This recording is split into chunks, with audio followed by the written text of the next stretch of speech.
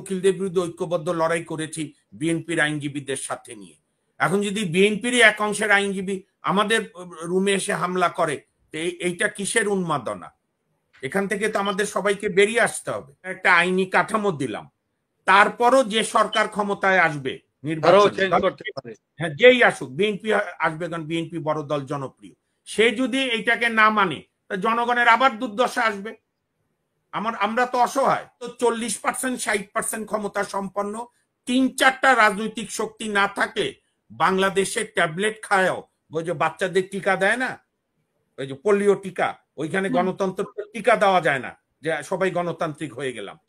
প্রথম বক্তব্য হচ্ছে যে ফ্যাসিবাদের সংজ্ঞা কি? ফ্যাসিবাদের প্রথম বৈশিষ্ট্য হচ্ছে যে আমি সেরা, আর কেউ সেরা না, একটা। আরেকটা হচ্ছে কাল্ট ফিগার, অর্থাৎ লার্জার দেন লাইফ, রাষ্ট্রের চেয়েও বড় আমি। আরেকটা হচ্ছে কোনো ভিন্ন মত শুনবো না, কোনো ভিন্ন মত আমি শুনবো না, আমার ডিকটেশনে সমাজ চলতে হবে, রাষ্ট্র চলতে হবে। 4 নাম্বার হচ্ছে আমি সংগঠন ছাড়া আর কেউ থাকবে না। 5 নাম্বার হচ্ছে আমার মতের বাইরে গেলেই তাকে বিভিন্ন ট্যাগে ভূষিত করে দাও।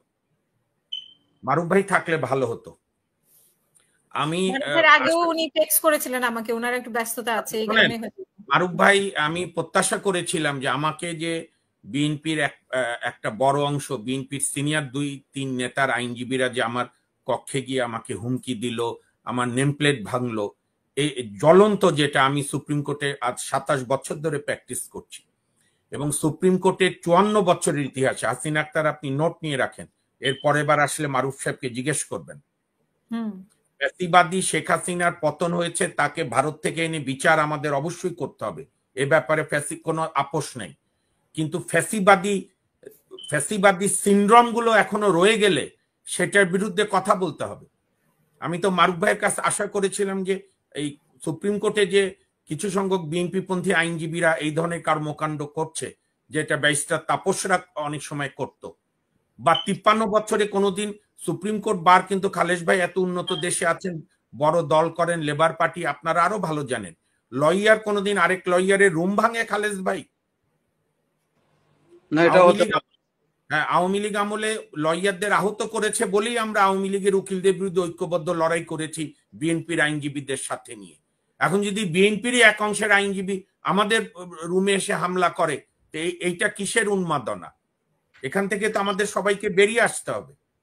এবং টকশোতে সবারই শব্দ চয়নে আমি যদি ধরেও নেই খালেশ ভাই, ফর আর্গুমেন্ট সেক, খালেশ ভাই ফ্যাসিবাদের সমর্থক, আমার কেন ভয় হবে তার সঙ্গে আলোচনা না করতে? এটা তো আওয়ামী লীগের কালচার ছিল। আওয়ামী লীগ আপনার টকশোতে আমার সঙ্গে, আওয়ামী লীগের ওই যে ভোট চুরি করে যে সেক্রেটারি ছিল দুলাল, আমাকে দেখে পালায় চলে গেছিল। আমরা পালাবো কেন? আমি তো বরং আপনাকে বলবো যে আওয়ামী মাইন্ডেড অনেক বলেছেন যে আওয়ামী লীগ নিয়ে আসেন, আমরা আলোচনা করি, তাদেরকে আমরা যুক্তি দিয়ে পরাজিত করব। আমরা টকশো ছেড়ে চলে যাব কেন? এটাই তো ফ্যাসিবাদী আচরণ। মামুন ভাই, আমি আপনাকে একটা জিনিস বলি, আমি সত্যি বলতে, আমি কসম করে বলতে পারি, আমি আওয়ামী লীগের চামচাগিরি করতেছি না, বুঝছেন? আমার মনের মধ্যে উদয় হয়েছে যে এটা কিভাবে প্রশ্ন হতেই পারে। আমি আপনাকে বলি, আমি এবার আপনার প্রশ্নের উত্তর দিই।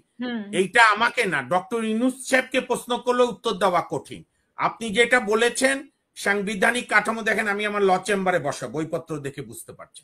এখন যেটা হবে একটা জনসম্মতির ভিত্তিতে, পাবলিক কনসেনসাসে, হয়তো মূল জাতীয় সংসদ নির্বাচনের আগে আমাদেরকে যেতে হবে একটা সংস্কার পার্লামেন্টের দিকে, যেখানে আমরা পার্লামেন্টে এইগুলোর একটা সাংবিধানিক কাঠামো দিয়ে তারপরে আবার সংসদ নির্বাচন করে নতুন সরকার।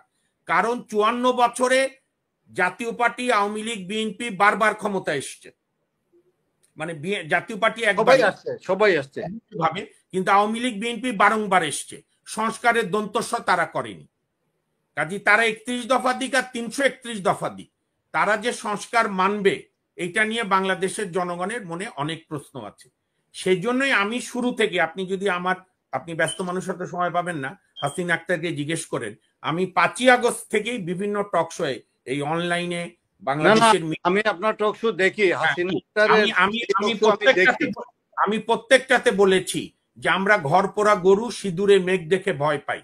আমরা ৭২-এ একবার আমাদের পূর্বসূরীরা রক্ত দিয়ে মুক্তিযুদ্ধ করে দেশ স্বাধীন করেছিল, তখনও আমরা রাষ্ট্রের পরিবর্তন করতে পারিনি।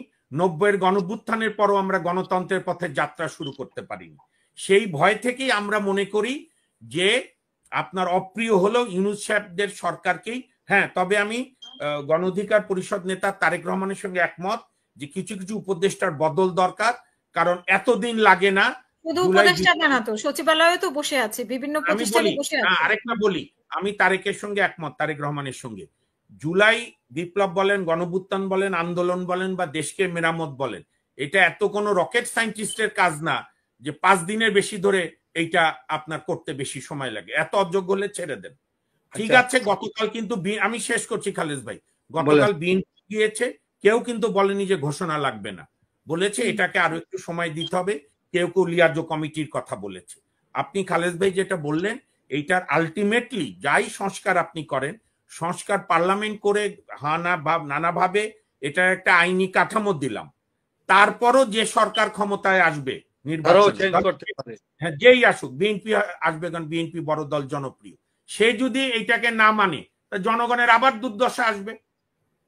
আমরা তো অসহায়, জি জি, সেই অবস্থায় থাকবে।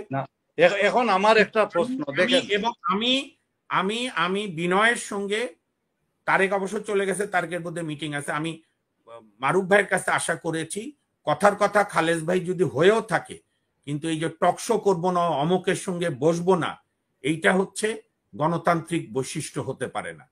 আমরা কেন ভয় পাবো আওয়ামী লীগের লোকজনের সঙ্গে কথা বলতে? তাদেরকে আমরা যুক্তি দিয়ে বলবো, তারা তো নিজেরাই আসে না। আরেকটা জিনিস, হাসিনা আক্তার, শক্তির কিন্তু নিত্যতার সূত্র আছে। শক্তি কখনো বিনাশ হয় না, এক শক্তি থেকে আরেক শক্তিতে রূপান্তরিত হয়। মহান মুক্তিযুদ্ধের পর মুসলিম লীগ দল হিসাবে হারিয়ে গেছে। মুসলিম লীগের ৩০ থেকে ৩৫% ভোটাররা, আমি বলি, তারা বিএনপি প্রথমে জাসদে, তারপরে বিএনপিতে রূপান্তরিত হয়েছে। কাজী আপনি আওয়ামী লীগের ধরেন ২ লাখ লোক ইংল্যান্ড, আমেরিকা, ইন্ডিয়া পালিয়েছে। আওয়ামী লীগ বাংলাদেশের প্রত্যেকটা বৈধ নির্বাচনে, ৭৯ সালের নির্বাচনেও ৩০ থেকে ৩৫% ভোট পেয়েছে। বড় জোর ৫% কমছে। এই ৩০% ভোটের জন্য যাবে না মানুষ? কেউ অস্বীকার করতে পারবেন? ভোট এমনই জিনিস। আমি বরং শেষ করে দেই, আমি মারুফ ভাই আমাদের বিজ্ঞ সাংবাদিক, তার বক্তব্যের সঙ্গে আমি একমত যে বাংলাদেশে গণতন্ত্র টিকিয়ে রাখতে হলে দ্বিদলীয় বৃত্তের বাইরে, এখন তো দ্বিদলীয় নাই, আওয়ামী লীগ তো নাই, শুধুমাত্র একটি দল নির্ভর থাকলে আবারও আমরা আলোর পথে যাত্রা করতে পারবো না। এই জন্য জাতীয় নাগরিক কমিটি আর বৈষম্য বিরোধীদের অনুরোধ করব, এত থিসিস না করে রাজনৈতিক দল গঠন করেন, অন্যান্য দলরা শক্তিশালী হন, একই মানের না হোক, অন্তত 40% 60% ক্ষমতা সম্পন্ন ৩-৪টা রাজনৈতিক শক্তি না থাকলে বাংলাদেশে ট্যাবলেট খায়ও, ওই যে বাচ্চাদের টিকা দেয় না, ওই যে পোলিও টিকা, ওইখানে গণতন্ত্র টিকা দেওয়া যায় না যে সবাই গণতান্ত্রিক হয়ে গেলাম। এটা নিয়মিত চর্চার বিষয়। আপনি খালেদ সাহেব এবং হাসিনা আপা যে দেশে আছেন, সেখানে ১২১৫ সালে ম্যাগনা কার্টা কবে হয়েছিল, গণতন্ত্র কবে প্রাতিষ্ঠানিক রূপ নিয়েছে। আমরা ৫৪ বছরে গণতন্ত্রের পথে যাত্রাই শুরু করতে পারিনি। এইটা জাতিগত হিসাবে আমাদের সবার ট্র্যাজেডি। আসুন সংস্কারগুলোকে আমরা সবাই মেনে নিয়ে যত দ্রুত সংস্কারগুলোকে একটা সাংবিধানিক আইনের কাঠামোর মধ্যে ফেলে ভবিষ্যতে যারা ক্ষমতায় আসবেন তারা যেন, এখনই অনেক দু একটা দলের মধ্যে যে স্বৈরতান্ত্রিক মতবাদ দেখছি, দ্বিমত করা যাবে না, ওনাদের সমালোচনা করা যাবে না। আজহারি সাহেবের মতো এত বড় আলেম, উনি বললেন এক দল খাইছে আরেক দল রেডি আছে, কারো নাম বলেনি, অথচ তাকে হেনস্থা করা, এগুলো সঠিক হচ্ছে না।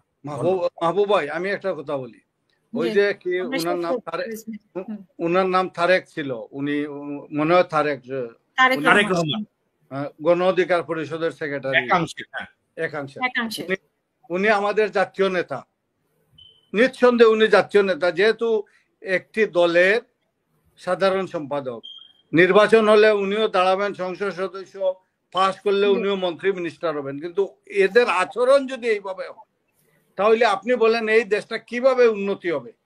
আপনি যেভাবে বললেন আমাকে, আমি তো বুঝলাম, বুঝছেন না, আমরা সবাই মিলে বলছি চেষ্টা করছি।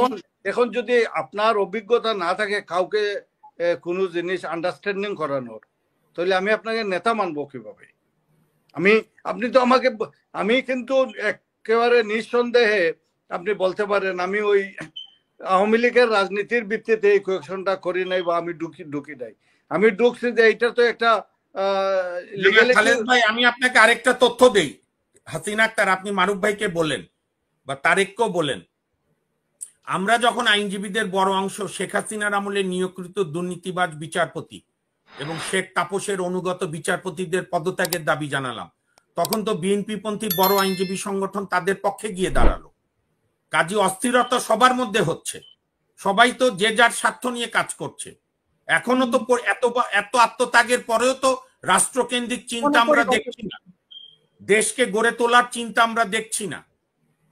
আমরা সবার শুভবুদ্ধির উদয় হোক। অনেক ধন্যবাদ।